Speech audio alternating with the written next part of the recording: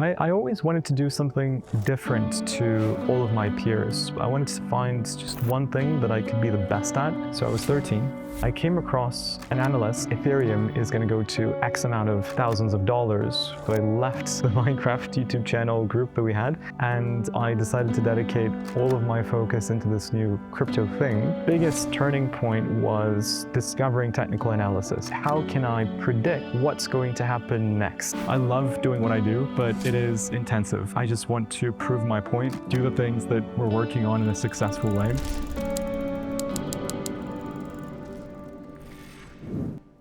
So my parents moved in 2008. I was a year old, and we actually lived in Sharjah for 10 years and then moved to Dubai. I'm very lucky that I think that was the case. I love my home country, but for the industry that I'm in particularly, there's just so much opportunity.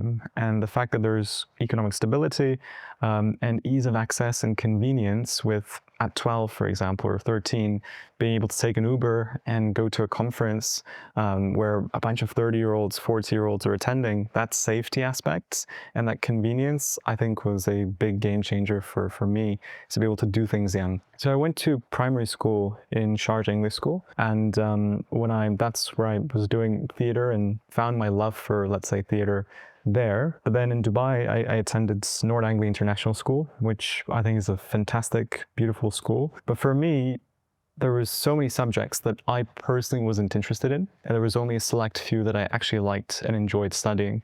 And that was the difficulty as a student, because I was doing very well in, let's say, drama, business, English, but in chemistry and biology, I didn't like it, so I wasn't putting the effort. I felt like I was wasting those hours that I didn't want to perform, and I just wanted to focus on one or two things that I personally enjoyed. For me, managing my time between lesson and work was the toughest. I was waking up at 7 to go to school. School would finish at 3 p.m. I was trying to take calls, record videos in between lunch breaks. And then as soon as I left school at around 3-4, I would come here to this office, which I've been working in since I was 14. I would come here, I would work until 10, 11, 12, 1. Then I would go back to my parents' home, sleep around 2, and then rinse and repeat. And I was doing that every single day.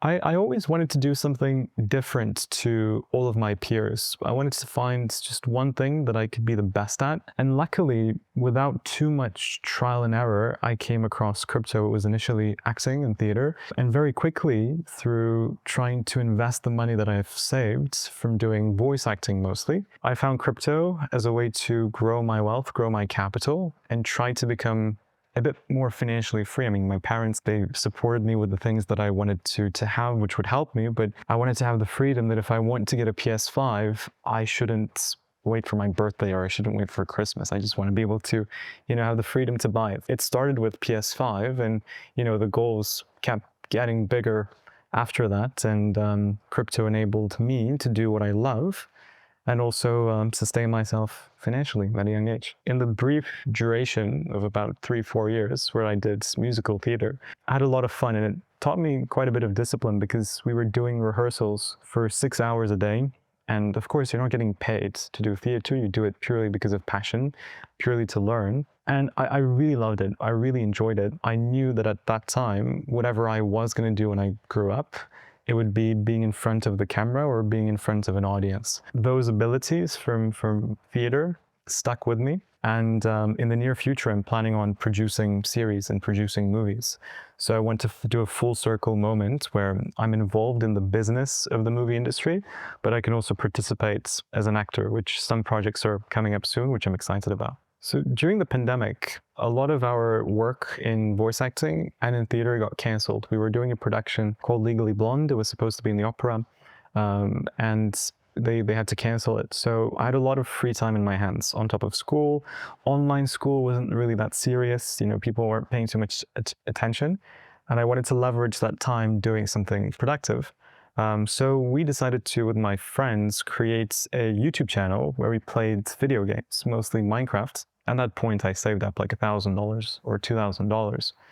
Watching Fortnite Minecraft videos to get inspiration, I came across an analyst by the name of Raoul Pao from Real Vision, And he made a video titled, Ethereum is going to go to X amount of thousands of dollars. And I saw that the price of Ethereum today was just a couple of hundred.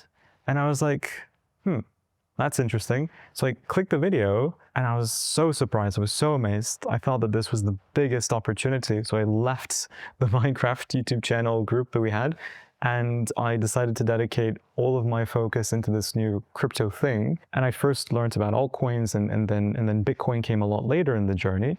But the biggest turning point was discovering technical analysis. It was answering the question, how can I predict what's going to happen next? How do I take positions to make money from what's going to happen in the future? So I studied that extensively. I even did the Chartered Market Technician program, which is sort of like a CFA for technical analysis. And I taught myself trading for many years. I was demo trading for initially 6 months before I risked my own capital. I was practicing. And through following YouTubers like Da Vinci, Carl from the Moon, and this office that we're recording in is Carl's office, and we work together. We're co-founders. And I went from watching him to learn markets and see how to trade, to then having the pleasure of being co-founders and working together on Crypto Kid and also the Moon Show channel. So that's the fundamentals of how things really kicked off. Yeah, so I was, as we were talking in the main room, I was starting to watch YouTubers, including Carl, Da Vinci, Tone Vase, and that's how I was making my own trading better. And one day I was watching Da Vinci's videos. It was Friday night. And he said that tomorrow morning, I'm going to host a meetup in Address Skyview downtown. And it was going to be at 10 a.m. And if you're interested, you can come join. So I was 13. And I went to my parents right after watching the video. I said, hey, tomorrow I'm going to this place. It's a huge opportunity for me. I can go, I can learn, I can ask my questions, because I didn't understand many things. I was just sort of going with the flow. With trading, I had a better understanding at that point, but with Bitcoin specifically, like why Bitcoin, why is the financial system broken, why is gold better? These were big question marks that I had. And they said, are you out of your mind? You're crazy? You know, they're not going to let you in. So I said, okay, let me DM Da Vinci on Instagram. I had zero hope that he was going to answer back, but gave it a go. I said, hey, Da Vinci, I'm 13 years old. Will I be allowed to go into the event? Just curious. If so, would love to be there. Of course, he gets thousands, so he's not gonna answer. But I decided to just give it a go anyways. My parents advised me against doing it, but you know, sometimes you just know when there's an opportunity that you can't miss. You just gotta go with it. So I went the next time, and that changed my life forever, because I was the youngest in the meetup. Because I was the youngest, the panelists, which were Da Vinci, Carl, etc., they gave a lot of focus to me, answered all of my questions. I got to chat with them in private, go to dinner with them after the meetup. And that's where one of the YouTubers said, hey, you like being on screen, you want to be an actor, you like trading in crypto, why don't you create a YouTube channel? And I said, hey, you know what, that's a good idea, because an important thing that you get to know after making so many videos or after doing public speaking is that the best way that you can learn as the analysts is actually by teaching. If I make a video every single day, I force myself to know everything in the most extensive detail possible so that I can bring the best analysis to my community. I have that responsibility. So through teaching, I actually learn. So I said, okay, let me start making Bitcoin content. I'll understand Bitcoin, I'll understand the financial system, I'll get better at trading. So I created my channel. Yeah, so I created the videos, and it's all, you know, you feel like it's going to be easy because you're watching these people and you say, hey, you know what, it's not that difficult to do. Let me give it a go. It's not like that. The greats of any industry are able to make their crafts professional and get it to the point where it's effortless through years of working on it. So I thought maybe a cool idea would be to approach these YouTubers and ask them to perhaps help me and guide me in the correct direction. So I went to Carl, who I thought is, and I still think is, one of the coolest people. So I said, hey, Carl, you know, I really like what you do. I have this channel, but it's not going in the direction that I wanted to go in. Would you be open to helping me out? And he said, yeah, of course. We co-founded it together. He coached me, he mentored me, and taught me YouTube, because I was improving my trading knowledge, but there's also a element of how to present that. How do you get this content to an audience? So we've been doing it for the past 4.5 years, and Crypto Kid as a brand has now over a reach of 150,000 people. My trading journey, so one of my TA mentors, Tone Vase, who I actually met at the conference, he taught me something called Consensio. It's a trading system that was developed by the late Tyler Jenks, which is actually pretty simple when you look at it. It consists of the 3, 7, and 30 simple moving averages on Bitcoin on its 4-day time frame. So it's a combination of 5 to 6 different things. You don't need to overcomplicate trading, really. I don't overcomplicating stuff. It's always better to keep it simple. And I focus on the macro. I did day trading, but it was just consuming a lot of time and energy. And with school, it just wasn't feasible to have positions open. And then in class, like, the teacher takes your phone and says, hey, you can't look at this anymore, and you have a position running. It wasn't fitting my lifestyle. So I pivoted to investing in trading for the long-term position trading early on, and it's paid me dividends. I've learned patience. And if you look at the statistics, compared to day traders, long-term traders are more profitable.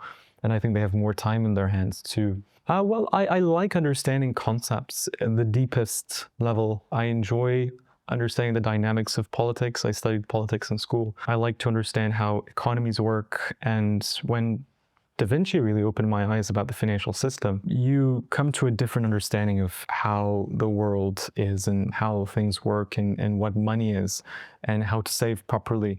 So that led me into a spiral of constantly updating myself on not just things that are happening in crypto, but geopolitics. And whilst delivering content, I just found it nice to say, hey, you know what, this is happening. It could potentially influence Bitcoin in this way. Technically, on TA and charts, you can see things before narratives are announced. Let's say there's heating geopolitical tensions. As a result, oil goes up. As a result, Bitcoin goes down. But before geopolitical tensions are there, you can already tell if Bitcoin is topping out on technical analysis. So you don't need fundamentals. I personally like to go into it. I think for delivery, for spreading information, it's important. And it's important to have a good understanding of the world. The first segment we shot was in our offices. This segment is in the studio that we're very lucky to film 2 formats in. Would you like to get a quick tour?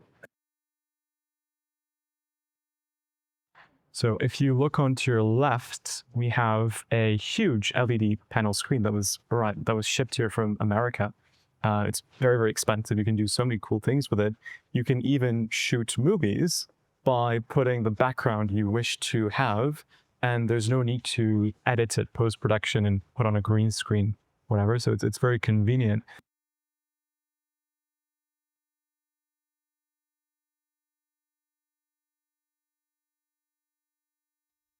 If you enjoyed this documentary, first of all, thank you guys so much for producing it. It's been an honor. Make sure to like and subscribe. And if you want to follow my journey, you can go to Crypto Kid on YouTube and my other socials that are listed down below. Thank you.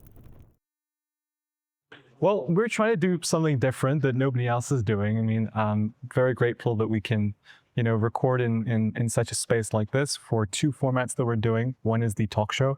The second format is the live stream, but we do one of them here, which is every Friday. And I think particularly with the talk show, it could be a big hit. We're trying to do our best. So we're just trying things, and that's the only way we can learn. Some things will work, some things will not work. But I'm here to do this for as long as I'm alive, and hopefully I have a good few years left in me. So, we'll just keep trying and see what the audience loves. I love doing what I do, but it is intensive. So I just want to prove my point, do the things that we're working on in a successful way. And I think in 5 years, I will probably be acting more. I mean, that's ideally what I would want to be doing. You never know, these things change like this.